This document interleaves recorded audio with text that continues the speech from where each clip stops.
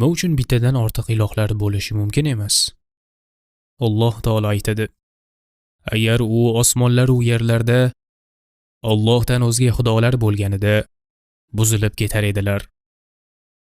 Anbiyo surasi 22-oyat. Arshning Robbi Alloh ular vasf qilgan narsadan pokdir. Anbiyo surasi 22-oyat. Alloh har qanday sherikchilik va ehtiyojdan pokdir.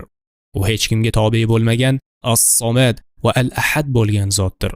Agar bir yoki undan ortiq xudo mavjud bo'lganida edi, kelishib faoliyat olib borishdan ko'ra qarama-qarshilikning ehtimoli yuqori bo'lar edi. Bittadan ortiq istak, iroda va qudratning bo'lishi ularning barchasi o'zaro muhtoj ekanligini anglatadi.